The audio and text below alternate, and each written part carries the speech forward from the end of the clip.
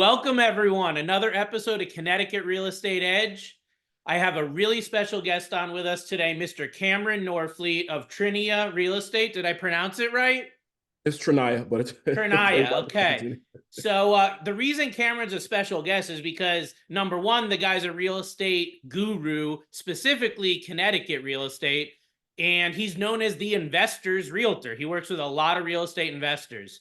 So that's the reason why he's a true asset to this program. But more importantly, Cameron was one of the first guests on the podcast 5-6 years ago. So this is his second appearance now with us. We brought him back because he's a great guy. He knows what he's talking about, and he's in demand. And specifically, what I'm talking about is information right now and what we're going to be covering in today's episode. This is an impromptu topic because this is just unfolding right now. It's literally 1 week ago. The NAR lawsuit got settled. Big news. Number one thing going on right now in real estate. It is the headline. So with that said, a lot of people are talking about how the sky is falling. A lot of people are talking about how real estate will never be the same. And a lot of people out there, even some gurus, are talking about how home buyers will be harmed and really don't have a chance anymore. It's going to be almost impossible for a lot of people to buy homes. I disagree with that 100%.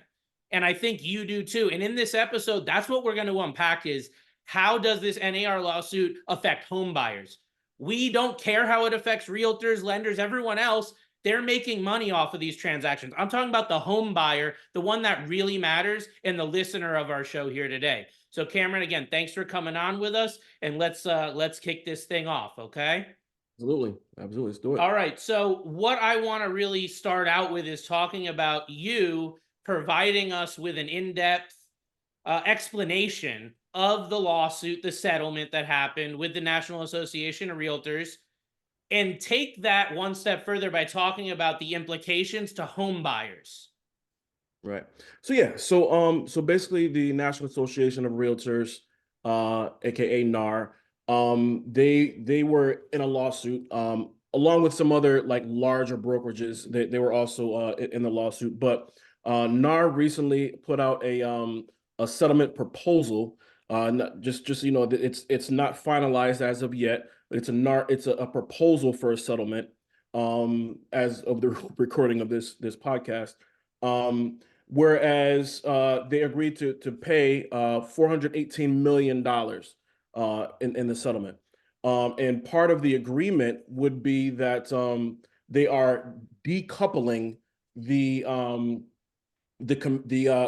buyer broker commissions and the listing broker commissions.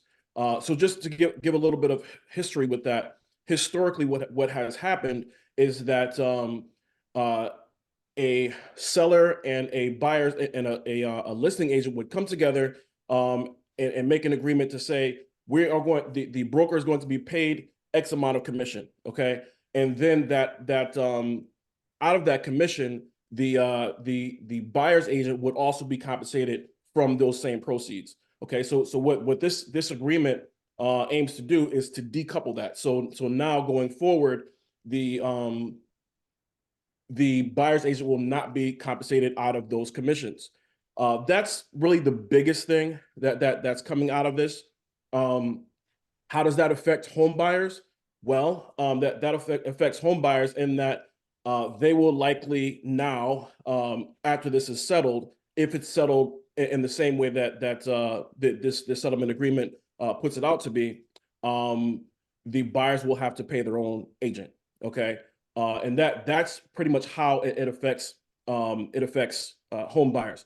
With that said, your better agents that are out there are right now coming up with strategies, all right, to lessen that impact on home buyers. So I feel like it's not something to really worry about. Things will be different, okay? Things will be different in some respects.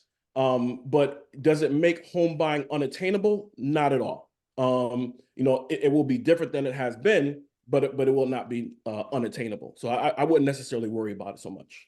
Okay, so a couple questions or little scenarios that come in my mind on that is, if you have the right agent, the right team negotiating for you, couldn't your realtor, couldn't your agent, as a home buyer, negotiate that commission to be paid by the seller? 100%. 100%. Okay. So again, business as usual, right? Business as usual. Yes. We talk a lot about this program, about a wealth team, about the impact of having the right team. And a lot of agents, I think a lot of people in our industry had taken for granted that, hey, we get, as a real estate professional, you would get paid X amount. There's like a customary commission, 4%, 6%, whatever, right? Now that's been really questioned. That's been challenged by everyone, by society with this settlement. So I think it's going to be more important moving forward, 2024 and beyond, to have the right agent, the right team. I think you're going to have a lot of people get out of the industry that just shouldn't have been here in the beginning, shouldn't have ever been here, that were just here for the guaranteed money, the easy money, right? So that's my response back. I guess my question for you would be, this whole settlement coming about, how does it promote fairness? Why was the other way looked at as unfair? Why does it need to change, or why did it for this to come out? Well, so honestly, I don't know if I would say that it promotes fairness in any way that it wasn't fair before. I do feel that like prior to this settlement, things were fair. I believe that going forward, things will still be fair. But again, in some respects, it will be different. Okay. So the way that I see this is that we're coming to we're going to the same destination. We're just taking a different path. Like you said, the seller can still pay the buyer's agent's commission, right? It's not going to be listed on the MLS that the buyer's agent will receive X amount of percentage. That's not going to happen anymore. So there will have to be another way. If you want for the seller, if you're a buyer and you want for the seller to pay your agent's commission, then you just have to be a little bit more creative and simply ask. Ask, will you pay my buyers my agent's commission? Let me break that down for a second, because I think a lot of buyers, they're confused about who pays the commissions and how all that works, right? So let's dive in a little bit deeper to that. So when you're a home buyer, the commission that your realtor makes historically had been built in to the total commission paid, right? So when the seller lists their house and signed a listing agreement, they would say that they were going to pay a certain percentage, for example, 4%, right? That commission percentage would then be split with both agents, a buyer's agent and a seller's agent. Now, question is, was it always split 50-50, or is it sometimes 60-40, right? So there was already a little bit of leeway and negotiation there. But I think it was more of a gimme, as we say. It's a gimme that the realtor is just going to show up, bring a buyer, and make 2-3% for doing, maybe in some cases, little work, no work, right? And that's what, again, society, I think, has been bringing up for a while. And now this lawsuit has brought it to a legal level, a level where it's going to change. Because I know that this commission structure in the real estate industry, it's been like this for many, many, many, many, many decades. I don't know if it's since the beginning of time, but it is, as far as I've been in over 22 years, it's always been like this, right? So this is going to change the status quo. This is definitely going to change the way that things are done. But I think it's more going to change who you work with. It's more going to change who you trust, right? Because if you trust the right people and you have the right people and you know the right people, then I think as a home buyer, it's going to be business as usual. And if it's not, you might want to challenge your team. Maybe make some changes, maybe make some replacements, right? So that leads me to our next question, which is the key changes and the key reforms. I think the number one that I heard you say, and the only one that I know of, is this MLS compensation. So the MLS is the multiple listing service where properties are placed to show that they're on the market, right? It's the public listing service that real estate professionals can use to list properties and see properties online, right? So that MLS used to show the commission that the buyer's agent would make. Now it's not going to show that commission. Maybe there'll be another website that shows it, or maybe there'll be some sort of code that's put in that nobody knows, that you put into an app that tells you what the commission's going to be, right? but Right. it's not listed on there explicitly, right? So besides that, Cameron, what else is in this lawsuit, or what else is in this settlement, or is that it? I mean, that's the biggest thing. That's the biggest thing. There's a few, smaller frivolous things, but that's definitely the biggest thing in this lawsuit. And like I said, for the most part, everything is going to be business as usual. It's going to be business as usual. I do believe that when and if I'll just say when, because it's going to happen. When this happens, I believe that there will be a little blip in the market, and that's just people getting readjusted, but after everything is smoothed out, it's gonna be the same as it always has for the most part. Okay. So potential challenges for home buyers, obstacles home buyers might face in the face of this.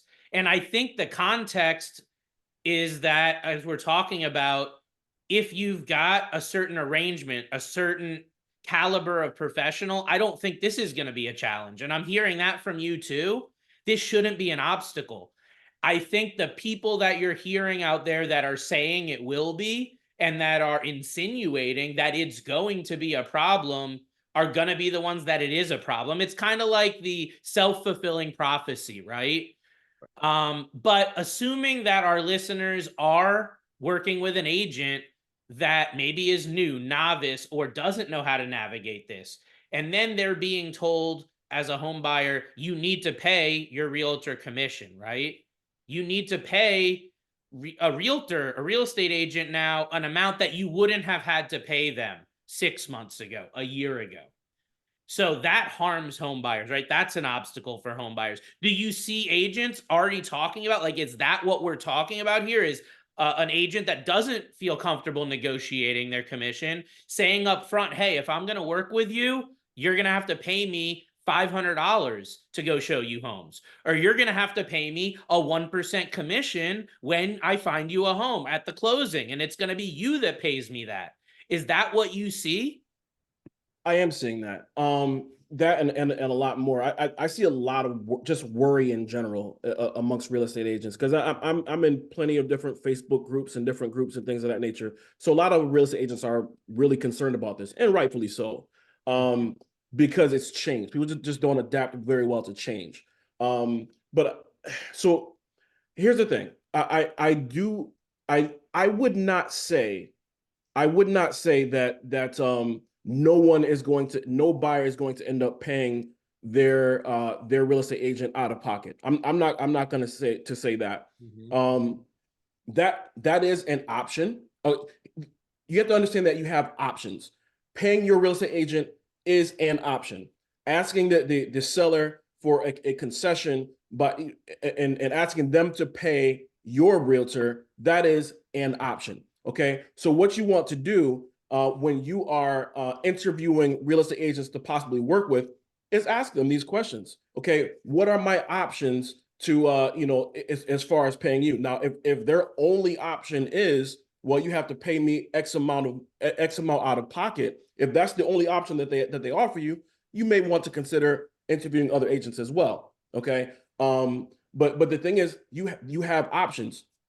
And I do think that it's important to educate yourself even prior to getting into the market, prior to actually starting the process of looking for a home.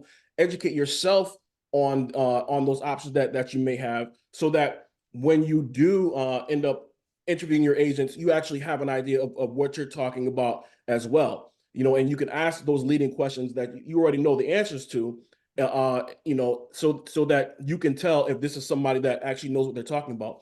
You want to work with someone that knows how to negotiate. So to work with a brand new agent, I mean, everybody has to start from somewhere, right? But I mean, you have to understand that if you're working with a brand new agent, you want to know what type of training does this agent have in negotiating. Okay, if they are experienced, then hopefully they have a lot of experience with negotiating. But negotiating is key when it comes to this, because not only are they negotiating, how they are going to be compensated, they're negotiating to try to get you the best price on the property as well. So there's a lot of negotiating that goes into this. So that's something that you want to make sure that's an asset that you want to make sure that your agent has before you select them to represent you in any type of transaction. Okay. So what I'm hearing you say is experience matters now more than ever with a real estate 100%. agent. And as I mentioned earlier, I think you're going to see a lot of the smaller agents, the newer agents get out of the business because it's not a guaranteed commission anymore. It's not, you're going to make X amount. You might sell a $500,000 home as an agent and only make $1,000 now. You might, like, that's a possibility. And I think for a lot of people getting into the real estate industry, that doesn't sound like the old adage of get in and make your 2%, make your 3%, right? That's what the real estate community was brought up with. That's what the real estate community was taught, right? And that's how everyone was bred coming up through the ranks. So that has shifted. And I think also alluding to what you said is interviewing now an agent is so much more important than it ever was. These are questions that you didn't have to ask before. And if you're not asking them now, you're going to have a bad experience because these are things that are going to come up at the last minute. Much like I would almost call this similar to what happened in the mortgage industry, after the last crisis, housing bust, mortgage industry got completely decimated. Our commissions got cut in half back then. Okay. Now it's happening on the other side. But back then too, you didn't get disclosure ahead of time on like what your closing costs would be. So people would show up and go, wait, I thought I only needed $10,000, but it says here I need $14,000. I didn't know that. And all that would happen at the last minute. And I feel like because the government as of now is not regulating realtor commissions, they're not. There's no consumer financial protection for real estate agents. It's only for mortgage companies and finance companies now. But I think that's got to be done. There needs to be disclosure because otherwise I think what's going to happen is you're going to have people show up to closing and go, wait, I need to pay my realtor $2,000. I didn't realize, and maybe there's a document in there that says it, but much like in other industries, it comes down to the professional, the team you're working with. Did they disclose it? Were they transparent? Did they make it happen for you? That's really where we're at, right? So can you speak to that? Yeah, so I do believe that, as with anything else that you're buying, you want to know how much it's going to cost. As with any other service that you may be provided with, you want to know how much that it costs. So I will say that a good real estate agent should definitely tell you that up front. But even if they don't, that's a question that you're going to want to ask, because again, so historically, the buyer has not really been used to paying out of pocket for the real estate agent. So I understand that may be a question that people may not be used to asking, but going forward, you're going to want to ask that question because it's that much more important. So as with your loan, you're gonna want to know how much it's going to cost you, how much you need to bring to the table, and so on and so forth. If you are paying your real estate agent out of pocket, you want to know how that's going to be structured. Am I paying this? Am I giving you X amount up front as a flat fee? Is everything just going to be paid at closing? If I don't close, do I still owe you any money because you showed me houses? Like all of these things that you're going to want to discuss and totally understand, how this is going to play out for you, how much this service is going to cost you. So just, I would just say to all the buyers out there, make sure that you understand in great detail how this is going to play out for you, how much this is going to cost you. And I would actually say on the back of that, if I'm a buyer and I'm tight on money, I am specifically looking to work with experienced agents that specialize 100%. In first-time buyers that will hold my hand, that have the track record, because they are going to understand and know how to negotiate their commission into the deal, meaning seller paid, okay? Right. That's the only way it's going to work, because I work with a lot of down payment assistance buyers. I work with a lot of FHA, conventional VA, people putting zero down, 3.5, 3%, putting an extra couple thousand into the deal. Now they can't buy a house, right? That it is literally make it or break it. So with that being said, you got to make sure the agent that you're going to work with is going to negotiate their commission in. If they can't, then you may not be able to buy a home. So just get that out there up front. And if you've got an agent that's going to require that you pay them 1%, 2%, whatever the number is, and you don't have that money, well, then you need to find another agent. Okay. Working with them is no option. All right. So let's put that out there. And I know nobody wants to say it. That's the truth. All right. So to wrap up here, you mentioned something earlier about home prices dipping. You mentioned something earlier about a market shift, a market change as a result of this. I know a lot of people out there are waiting for interest rates to go down. They're waiting for home prices to go down. Either one of those, they're back in the game. What do you see? How much do you see? When do you see this occurring? What opportunities do our buyers have to take advantage? So, all right. So let me just start by saying this. Nobody knows exactly what's going to happen. All I have and all everyone else has is speculation. Okay. Based on data that we have. All right. So with that said, what I could foresee happening is that once this comes to fruition, I feel like there's going to be, everyone's going to be trying to figure this out. And so with that, I do believe that there's a good possibility that we will see a slight dip in prices because activity may slow down for a little bit. And when I say for a little bit, I'm saying if this takes place in July, I would say probably August until the end of the year or so, we may see a slight dip because activity will dip because the narrative out there is that buyers are going to have to come out of pocket with thousands and thousands of dollars extra, more than they were before. And so that will keep people on the sidelines. Once things start to kind of level out and we realize, oh, we can do this, we can do that. Like we have these options, we have those options, then they'll come back in the market and things will recover and life will just be life what life will be what life has been up until this point. So what I'm hearing is that there's going to be a lot of uninformed buyers. They're not listening to this. They don't understand. Sure. They are thinking, I need to come up with a lot more money than I may actually need to buy a home. So they're going to get out of the market. They're either not going to get pre-approved. They're not going to renew their pre-approval. They're just going to get on the sideline and stop looking, right? Then ultimately, the media, the industry, it's going to be, I would almost liken it to COVID, the beginning of COVID. The sky was falling. Real estate froze for what, a month, 3 weeks? I mean, there was no showings. There was no nothing because no one knew what was going on. Prices did dip. They did dip significantly, very quickly, but it was only the people that had the foresight to step in and buy those properties. They are looking very, very good right now, okay? Right. Because what happened was just a few months later, we had a real estate boom, okay? Mm-hmm. And for a few months before that boom, it looked like a true bust. It looked like we were going to have a huge real estate crash, but we didn't. And here we are, and everyone that had the foresight to buy back then looks like a rock star right now. So I would say to our listeners, if you have that confidence, that motivation as a listener here, that is your shining time. Don't be afraid. When everyone's saying the sky is falling, that's your time to get your team. That's your time to get into battle because we will help you win. We've done it before. We'll do it again. So wrapping up here, what I want to do is, Cameron, as such a local expert in Connecticut, I know you work with investors. I know you work with first timers. You work with people relocating here, investing from out of state.